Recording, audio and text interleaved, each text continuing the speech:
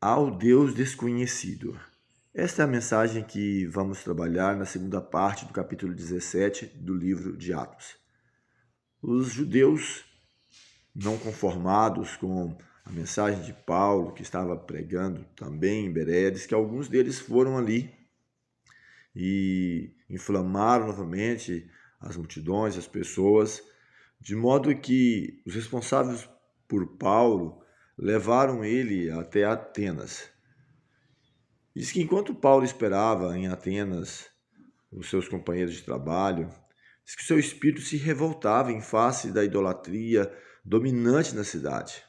E diz que ele dissertava com alguns na sinagoga, também nas praças públicas, chegando até mesmo ao ponto de que alguns o levassem até o Areópago, onde pudesse então expor as suas ideias, seus pensamentos. Alguns perguntavam quem é esse tagarela, do que ele prega, do que ele está falando.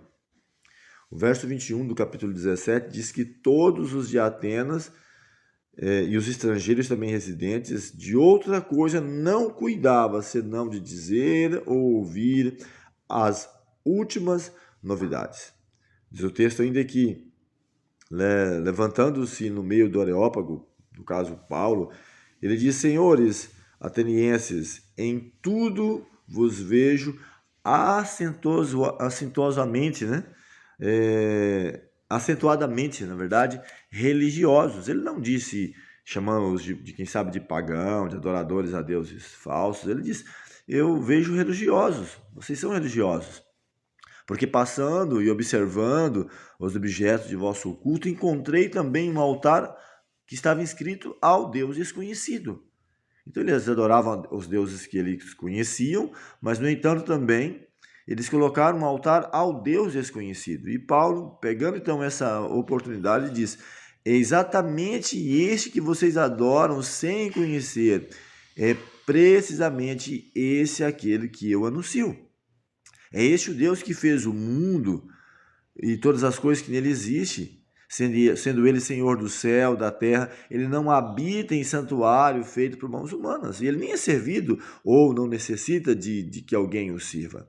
E ele diz mais: de um só fez ele toda a raça humana para habitar sobre toda a face da terra. É ele quem estabelece ou que fixa os tempos previamente estabelecidos, os limites da sua habitação, para buscarem, se porventura tateando possam encontrar. E ele até explica bem que não está longe, não precisa você tatear, ele não está longe de cada um de nós, pois nele vivemos, nos movemos, existimos. E ele até faz menção de alguns da época, dos sábios, dos filósofos da época, como alguns têm dito: somos sua geração. Sendo, pois, geração de Deus, não devemos pensar que a divindade é semelhante a ouro, prata ou pedra trabalhada pela arte ou pela imaginação do homem. Ora, não levou Deus em conta os tempos da ignorância. Agora, porém, notifica aos homens que todos, em toda parte, se arrependam. Então, Paulo, com toda a sua sabedoria, a sua eloquência, o seu tato, a sua maneira de falar, ele procura despertar a atenção dos atenienses ou cidade de Atenas para a mensagem, para o Criador, para o Salvador. Vendo-os adorando seus vários deuses, não chega os criticando, provocando, mas aproveita a oportunidade e anuncia o Deus desconhecido para eles, mas bem conhecido de Paulo.